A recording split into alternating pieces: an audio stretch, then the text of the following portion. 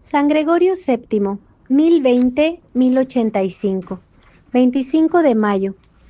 A San Gregorio VII le conocen pocos, y la mitad de los que le conocen le miran con poca simpatía.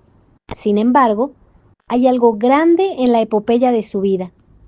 Vemos al mundo entero luchando contra el falso monje Hildebrando, y al monje hablando las palabras eternas, haciéndose oír entre el fragor del combate, levantando entre todas las corrupciones el estandarte del ideal, del espíritu, de la libertad y del bien.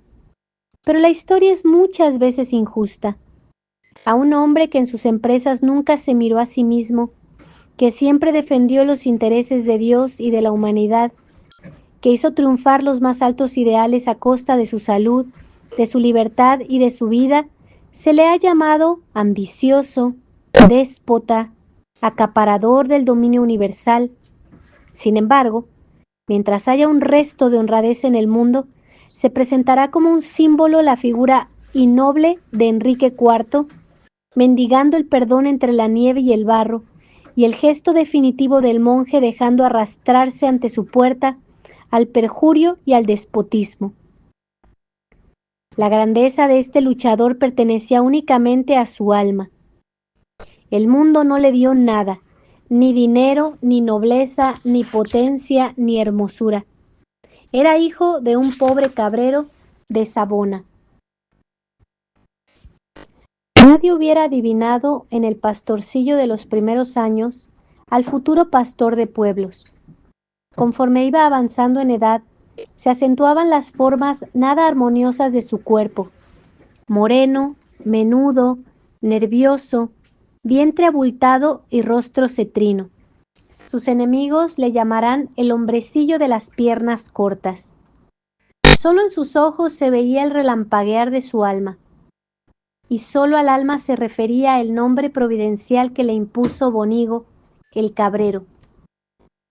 Hildebrando, que quiere decir la espalda que relumbra, nadie lograría mellar aquella espada. Un tío suyo lo sacó de entre las cabras y le vistió la cogulla benedictina en el monasterio de Santa María de Roma. Su maestro, Juan Graciano, después Gregorio VI, declaraba que nunca había visto una inteligencia igual. El emperador Enrique III, que le oyó predicar siendo joven, decía que ninguna palabra le había conmovido como aquella.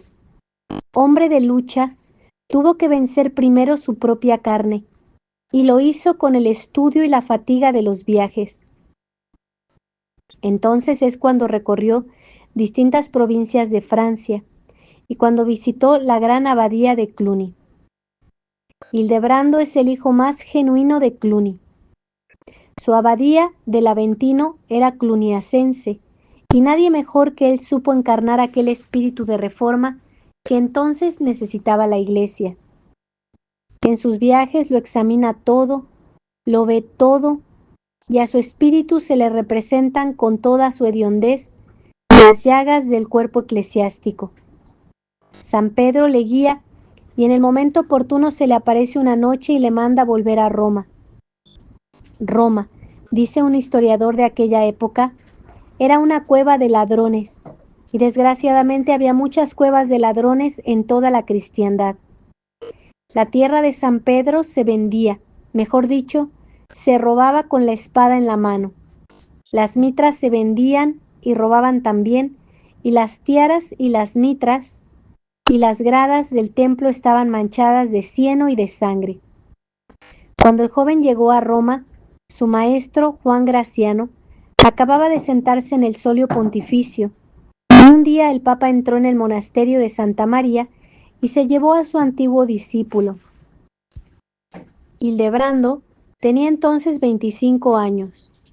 Cuando los romanos le vieron en el palacio de Letrán, comprendieron que había pasado el tiempo de aquellos papas imberbes, sujetos al capricho de sus pasiones y al de una cuadrilla de bandoleros. La reforma comenzó. El maestro era la cabeza, su discípulo el brazo.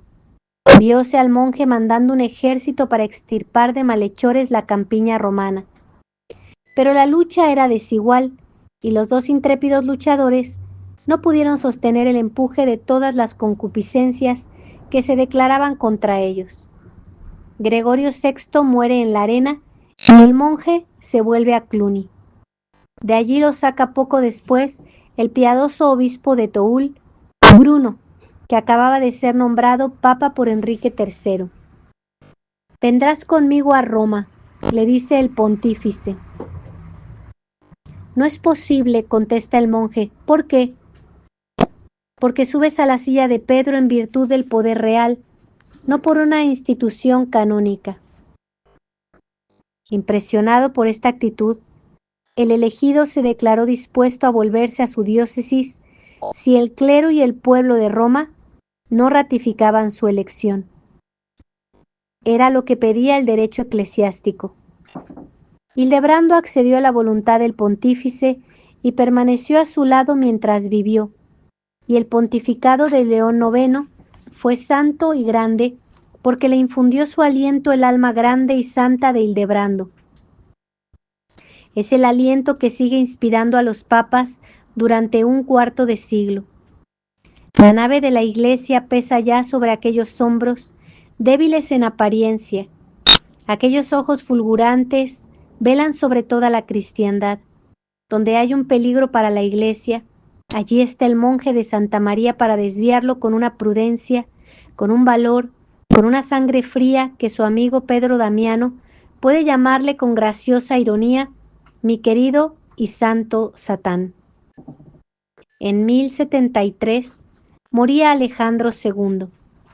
En las elecciones anteriores, el brazo derecho de los pontífices había rehusado la dignidad suprema. Esta vez le fue imposible evitarla. Como arcediano que era, se vio obligado a presidir los funerales de su predecesor. En medio de la ceremonia, la multitud, clero y pueblo, hombres y mujeres, prorrumpen un grito unánime: «Hildebrando Papa». Lleno de terror, el arcediano se precipitó hacia el ambón para arengar a la concurrencia, pero el cardenal Hugo Cándido se le había anticipado y, logrando sofocar las aclamaciones, decía: «Romanos, bien sabéis que desde el pontificado del Papa León, Hildebrando ha exaltado a la Iglesia romana y salvado esta ciudad. Nunca podremos hallar un pontífice semejante a él. Es un hombre que ha recibido las órdenes en nuestra Iglesia. Lo conocemos perfectamente y lo hemos visto siempre en la brecha. Los cardenales, obispos, sacerdotes, levitas y demás clérigos clamaron según costumbre: San Pedro ha escogido a Hildebrando Papa. El pueblo se apoderó de él y le entronizó casi a la fuerza. 2 días después, el electo escribía al abad de Monte Cassino: «Se han precipitado sobre mí como unos insensatos, sin dejarme hablar, y me han levantado violentamente al gobierno apostólico.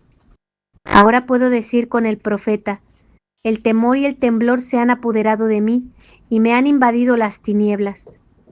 Pero no puedo contarte mis angustias porque estoy atado al lecho y rendido de cansancio». El débil Hildebrando se sentía desfallecer, pero el vicario de Cristo no temía nada. «Vos lo sabéis, bienaventurado San Pedro», exclamaba en una carta años adelante, «vos me habéis hecho sentar en vuestro trono contra mi voluntad, a despecho de mi dolor y de mis lágrimas. Vos me habéis llamado, vos sois quien, a pesar de mis gemidos, habéis colocado sobre mí este peso terrible». Desde este momento Hildebrando se llamó Gregorio VII. Solo el nombre era un programa de conducta. Iba a proseguir la campaña empezada al lado de su maestro 30 años antes. En la Iglesia había 2 llagas que nadie se atrevía a tocar. En primer lugar, los clérigos habían olvidado la ley del celibato. El vicio se presentaba impudente y agresivo, invocando en su favor textos de concilios, palabras evangélicas e imposiciones de la naturaleza. Se tachaba de hipócritas a los que defendían y practicaban la virtud. pero la incontinencia tenía su origen en la simonía. No se daban los beneficios eclesiásticos a los que los merecían, sino a los que los compraban. El tráfico de las cosas santas no solo se consideraba como una costumbre general, sino como un derecho legalmente adquirido. Los altos dignatarios eclesiásticos que habían pagado cara su dignidad al rey o al señor, procuraban indemnizarse vendiendo a sus subordinados las funciones menores. Era el triunfo de la injusticia, la ofuscación de las conciencias y el oscurecimiento general de los espíritus. Gregorio inauguró aquella lucha gigantesca celebrando un concilio en Roma y lanzando después sus legados por toda la cristiandad para hacer cumplir los decretos. La protesta fue general, la sublevación violenta en todas partes, pero sobre todo en Alemania. Los recalcitrantes formaron un partido numeroso que nombró un antipapa. En vista de las dificultades, una tristeza inmensa se apoderó del reformador. Escribiendo a San Hugo, abad de Cluny le decía: «Si supieras a cuántas tribulaciones me veo sometido, no cesarías de pedir que el pobre Jesús, tan despreciado, y que no obstante lo ha creado todo y todo lo gobierna, se digne tenderme la mano y librar a este su siervo miserable con su infatigable benignidad». Cuando recorro con mi pensamiento los pueblos de Oriente y de Occidente, del mediodía y del septentrión, apenas veo algunos obispos que gobiernen al pueblo cristiano por amor de Jesucristo, y no por egoísmo y ambición. En cuanto a los príncipes, no conozco a ninguno que prefiera la gloria de Dios a su propia gloria, y la justicia al lucro. Si finalmente miro dentro de mí, me siento tan abrumado por el peso de mi propia vida que no me queda esperanza de salud sino en la misericordia de Jesucristo. A pesar de todo, el atleta de Cristo no se rendía. Seguía luchando con la misma tenacidad que al principio, enviando sus epístolas a todos los príncipes y reuniendo concilios en todas las naciones. Siempre inflexible en su deber y siempre fácil para conmoverse. Siempre inclinado a fiarse de los hombres, a creer en las promesas y a perdonar. Los clérigos depuestos, escribíale algo malhumorado uno de sus nuncios: «Corren a Roma, obtienen vuestra absolución y vuelven peores que antes». Y Gregorio contestaba: «Es costumbre de la Iglesia romana tolerar ciertas cosas y disimular otras, y he aquí por qué hemos creído poder templar el rigor de los cánones con la dulzura de la discreción. Aquí se ve el corazón del Padre.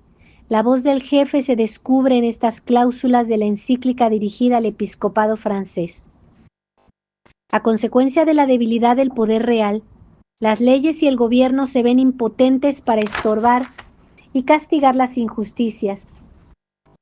Vuestro rey, que debiera ser el defensor de la equidad, es el primero en violarla. En cuanto a vosotros, habéis de saber, queridos hermanos, que incurrís en falta no resistiendo las acciones detestables de ese hombre. No hablemos de temor, reunidos y armados con la justicia.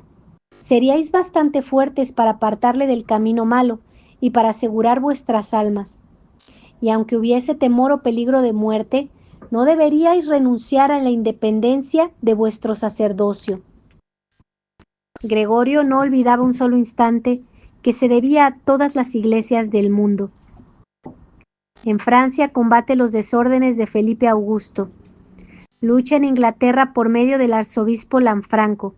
En España introduce la liturgia romana y alienta las campañas de Alfonso de Castilla contra los sarracenos, y su acción llega a las más apartadas regiones del norte y del oriente.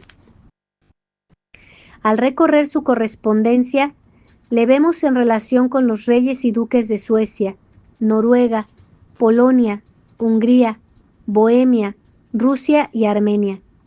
En todas partes vigila, corrige, sostiene, anima, negocia con energía indomable y a la larga con resonantes triunfos. En todas partes persigue el mismo fin: devolver a la Iglesia la pureza de su fe y de su vida. libertándola del mundo señorial que la tenía envuelta en sus redes, esclavizada, degradada y vinculándola de nuevo a Roma, a la fuente de la unidad y de la fuerza, porque en realidad Gregorio VII, más que un batallador, un filósofo y un político, es un apóstol.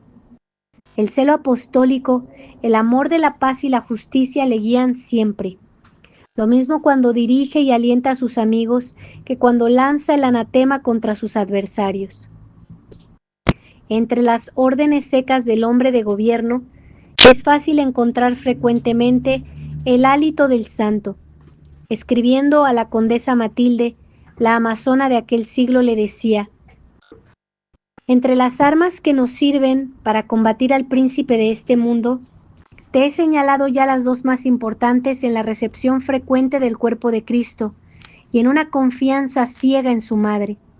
Hace mucho tiempo que vengo encomendándote a la Madre del Señor y no cesaré de hacerlo hasta que tengamos la dicha de ver allá arriba a esa reina que ni los cielos ni la tierra pueden alabar dignamente.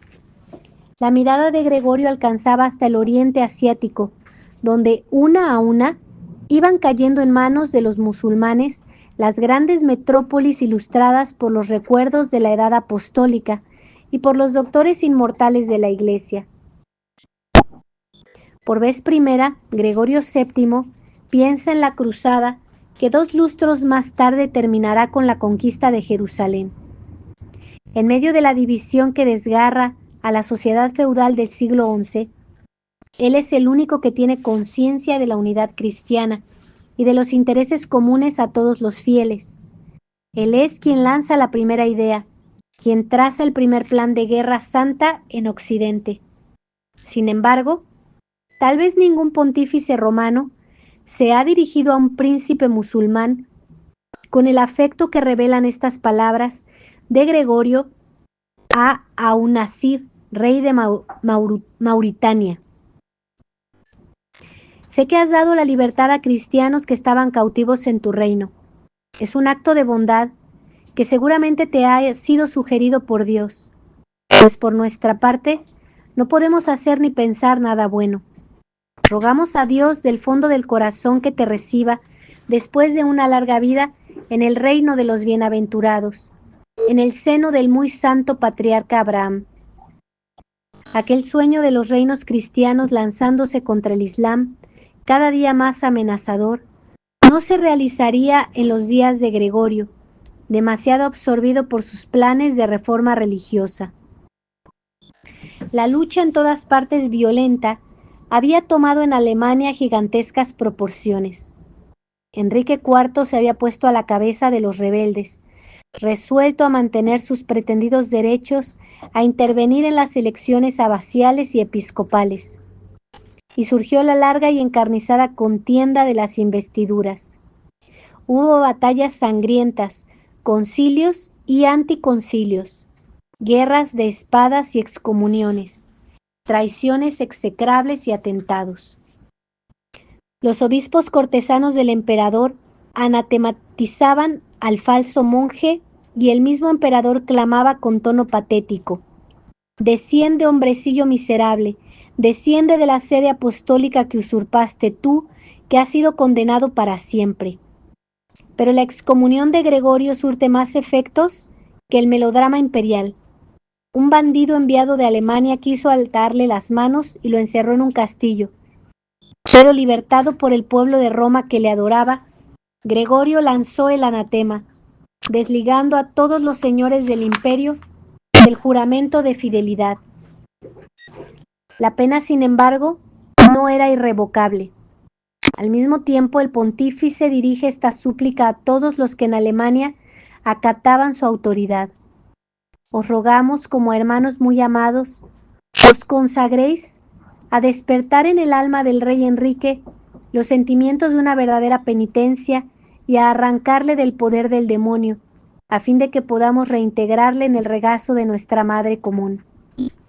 Enrique desafió todos los anatemas y todas las furias del Averno se reunieron en torno suyo. Gregorio tenía de su parte la justicia y además a su lado estaba la figura celestial y abnegada de la condesa Matilde, y la espada heroica y legendaria de Roberto Guiscardo. En Germania, el rayo de Roma había sido el principio de la defección. Aquel mundo feudal que descansaba ante todo sobre la religión del juramento, se negaba a obedecer a un emperador excomulgado. Enrique vio su causa perdida y, comprendiendo que el más blando de sus adversarios era el Papa, resolvió poner la causa en sus manos. Gregorio estaba en Canosa, el castillo inexpugnable de Matilde. Una mañana, era el 25 de enero de 1077, un viajero llamaba a las puertas de la fortaleza. Parecía un peregrino. Nevaba, hacía mucho frío, pero él tenía los pies descalzos, la larga melena al aire y una túnica de lana ceñida de un cordón le cubría el cuerpo. Este hombre suplicante, este peregrino vestido con la hopa de los penitentes, era el mismo Enrique IV. Esperó hasta mediodía, hasta la tarde, hasta que huyó la luz sin probar bocado, con los pies sobre el hielo.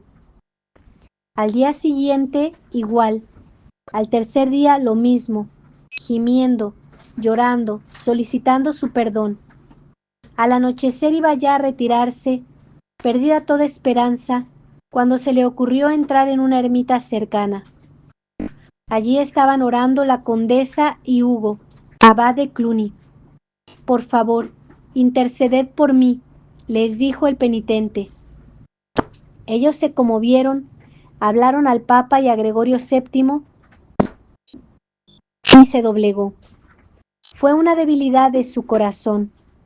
Harto le decía su sagacidad que todo aquello no era más que un fingimiento hipócrita, que Enrique lo único que buscaba era salvar su trono, amenazado por la excomunión, que todas sus promesas, según la expresión de un cronista, se desharían como telarañas en cuanto traspusiese los Alpes.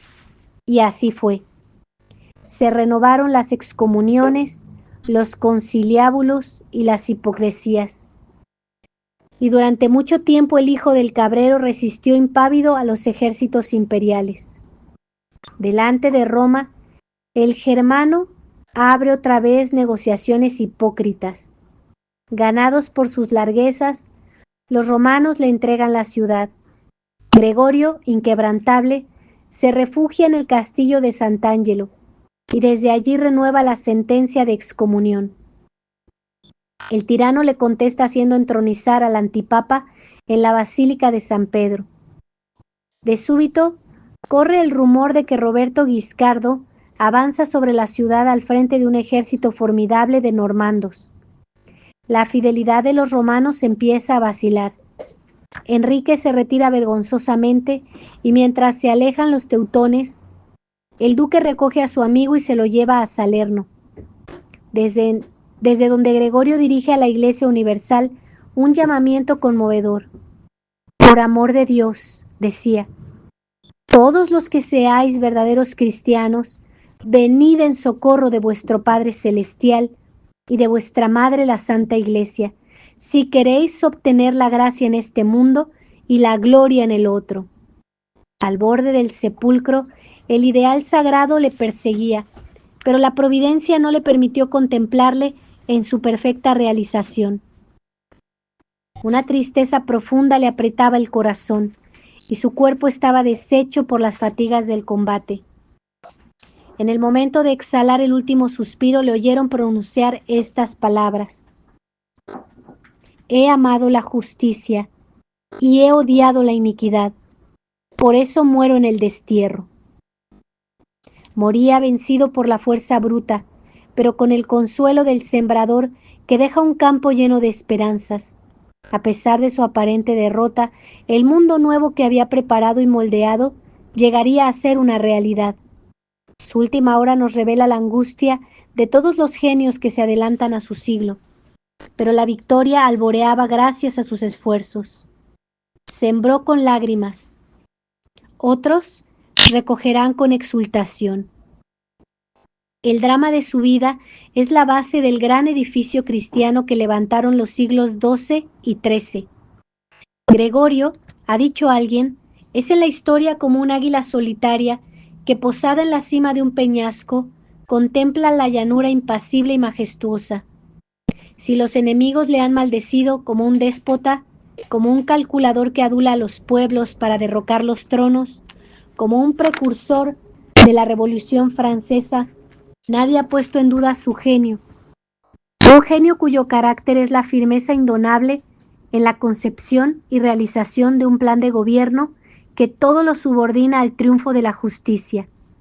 La Iglesia le honra como uno de sus más intrépidos campeones y todo espíritu sincero debe reconocer en él a un héroe del deber, a un gran defensor de los más puros ideales de la humanidad. Justiciero imperioso y a veces implacable, conoció sin embargo las dulzuras de la misericordia y los escrúpulos de la caridad. Precisamente fue la caridad, fue la condescendencia la que le movió a obrar más de una vez en perjuicio suyo contra lo que le dictaban su clarividencia política, su habilidad y su conocimiento de los hombres. Y es que no podía olvidar que además de un jefe era una asceta, un monje, era un jefe espiritual. Sus cartas nos revelan también al hombre que conoce todas las tristezas del abandono, todos los terrores de la incertidumbre. Parece un gigante inaccesible a la turbación y al desfallecimiento, y sin embargo, gime abrumado por el peso de la tiara. Fatigado por la afluencia de los visitantes y la solicitud de los negocios, dice a un amigo: escribo tan poco a quien tanto amo. Te confieso que esta varaunda de cosas me hace odiar la vida y desear la muerte. Pero cuando el pobre Jesús, consolador, piadoso, tiende la mano, una alegría nueva inunda todo mi ser. En mí, cierto, yo muero sin cesar, pero en él vivo con una vida que a mí mismo me llena de admiración. San Gregorio VII, rogad por nosotros. San Gregorio VII, rogad por nosotros. San Gregorio VII, rogad por nosotros. Ave María Purísima, sin pecado original concebida. Por la señal de la Santa Cruz de nuestros enemigos, líbranos, Señor Dios nuestro, en el nombre del Padre, y del Hijo, y del Espíritu Santo. Amén.